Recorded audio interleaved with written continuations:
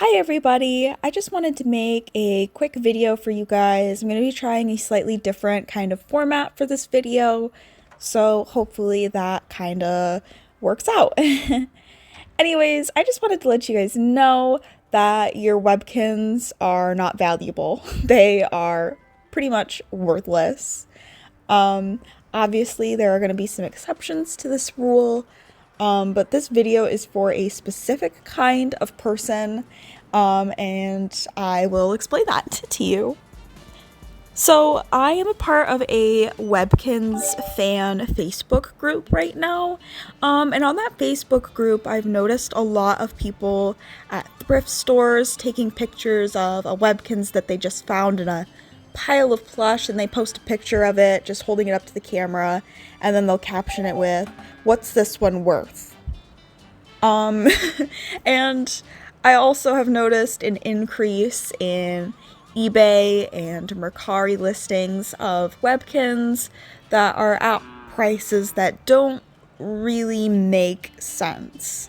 So I am here to kind of just clarify things for you and let you know that just because you have a plush that has that magic W on the bottom doesn't mean that you have a winning lottery ticket exactly.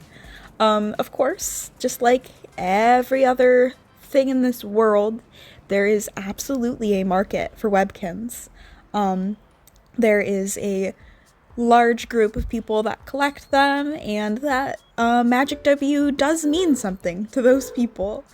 Doesn't mean that you have $100 stuffed animal every time. Well, no. Um, but it is a living, breathing market, and it changes. Prices go up and down every day. But for the most part, prices kind of stay the same in my experience. I've been a part of this group for many, many years, and the prices for the Webkinz that I notice people trying to sell have been the same since I have gotten into the community. So first I want to point out, who are you guys selling to? Well, it's a toy, so you're selling to kids, right? Well, not exactly. Right now I'm going to bring up Squishmallows. That is a popular plush brand right now. They're doing very well. They're very successful, and yes, they do appeal to some kids because you can find them in a real physical store. You can find a real physical one in a brick and mortar store, and I'm sure that has some appeal to kids. Kids see it and they, want their mom to buy it for them, and they get it. Sure. But online, kids don't really have as much of access to that. That's a little bit harder for kids to go online and buy stuffed animals. So why is it that Squishmallows sell super, super well, both physically and digitally, while their parents buying things? Although that's probably the case, for the most part, the people buying Squishmallows are young adults. 20 to 30-year-old girls tend to be a majority of the people who are getting a hold of Squishmallows. And when it comes to Webkinz, you're working with mostly the same group of people. It's going to be mostly I want to say on the lowest end, probably 18 to 30-year-olds. Obviously, there's some outliers, but for the most part, I've noticed it around 18 to 30-year-old girls. Of course, there's boys too, but for the most part, it is young women who are buying these stuffed animals. And for the most part, these women have been collecting Webkinz for a very long time because Webkinz were really popular when they were kids. And that is also going to be something you want to keep in mind. You're not selling to some kid who just found out about Webkinz and they want it. You're selling to someone who's probably been a fan for at least a couple of years. Webkinz, in my experience, does not gain new fans very frequently because they're pretty awful at marketing their product to a new generation. But that's besides the point. That is its own separate video that I plan on making, its own behemoth. So what I want to mention is that when you go to a thrift store, or you go to a garage sale, or anything like that, that you have the opportunity of finding a new stuffed animal that you want to flip online, more often than not, you are going to find Webkinz that have kind of this stringy texture. They're a little bit smaller, and they'll have a magic W on them, a rainbow magic W. But that like stringy kind of fur is something you want to keep in mind. Webkinz that have the more string-like fur on them, they're not quite as soft as another stuffed animal that might have minky fabric or just fur, I guess. Those are older Webkinz. Those are some of the first ones that Ganz ever produced, are the ones that have the stringy fur. And you're probably thinking, wow, I have one of the first ever Webkinz ever made. And yeah, that's probably true. However, that doesn't exactly mean that it's valuable.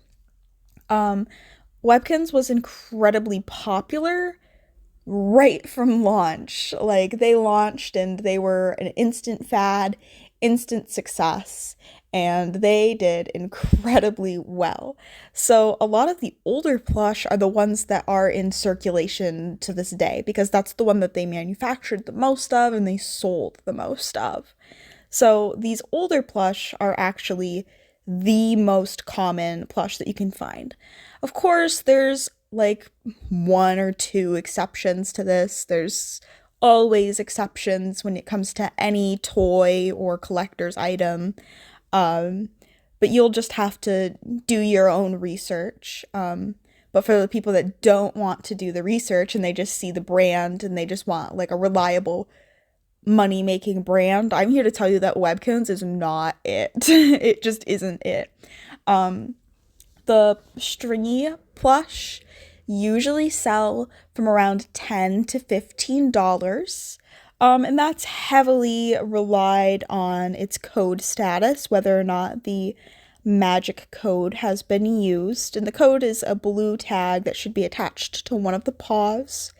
If it still has the like plastic white bit in it, then that means that it's probably new. It's kind of hard to guarantee that a tag has never been used, but usually if that little white tag is in there, that's a pretty good sign. If it doesn't have this blue code on it at all, then you can't say that it's new with tag. You can't say that the tag is new, really. However, that doesn't mean that it's worthless. Well, I mean, completely worthless if you think $15 is a lot, and 10 isn't. But you can probably sell it for like $10 if it's in good condition.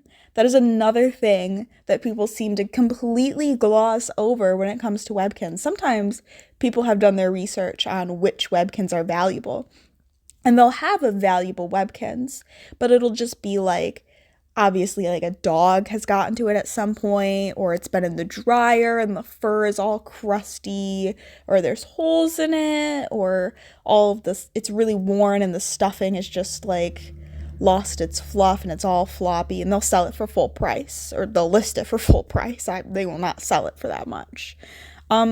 It's a stuffed animal. They are not built to be the most sturdy thing on the planet. They're built to be loved and cuddled by children, and a lot of them have. If you have a valuable one that is used, it is absolutely still sellable. Like, there's a lot of people in the community that like to buy these plush in order to fix them, and some people just prefer the more used, worn look on these stuffed animals. You can still sell them if it's in bad condition, but your price needs to reflect that. Like, you cannot sell the Cheeky dog, for example. You cannot sell a used, horrible condition Cheeky dog for $100 and $200. Like, that's maybe a $50 stuffed animal if it's in really bad shape, and someone might give that to you. But even then, like, your price will need to reflect the condition of the stuffed animal that you have. Another thing that I want to mention is that although you can list these stringy plush for $10 to $15 a piece, I hate to be the bearer of bad news, but you are not going to sell it. The stringy stuffed animals are incredibly easy to find.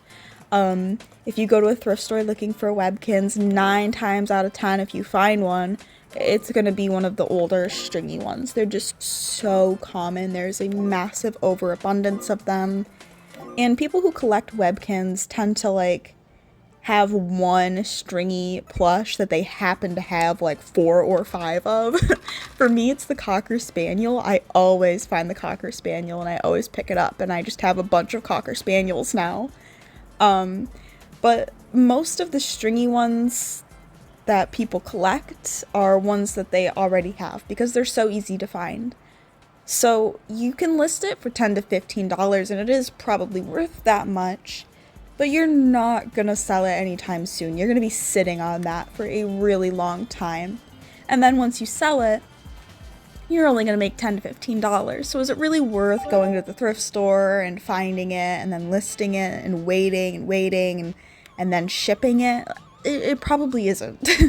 It probably isn't to you people out there who don't collect Webkinz, who are just looking for a quick buck. And unfortunately, I know that's a lot of you. So we know that you want it with a new tag if you can find it, and we know that you want one that does not have the stringy fur, and you know that you want it to be in good condition, but which Webkinz do you need to look for that are valuable? Well, I'm not going to be the one to tell you that. If you want to, like, make a buck on a stuffed animal, like, you need to do your research. Nobody's just gonna roll over and hand you whatever price you decide it's worth. You need to, like, go online, look up not what things are listed for, but what they have been selling for, and then you can list a Webkinz. If you cannot tell, I am a little annoyed that I keep seeing people listing their Webkinz lioness for $30 without a tag. Like, nobody's gonna buy that. It's just, you're just wasting your time and space. Webkinz they're not old enough that they're all sought after yet. Like, they're getting to the point where they're, I think, seeing a tiny bit of a resurgence in popularity, because they're starting to be nostalgic to some people, but they're not that popular right now.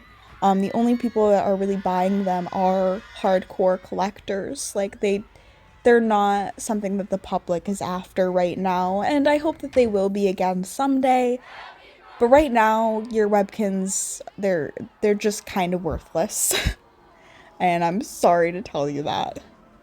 Hopefully you learned something new from this video, and hopefully you guys will adjust your listings, please. And hopefully you guys will find something good to put out there. Anyways, thank you for watching, and I hope you all have a great day.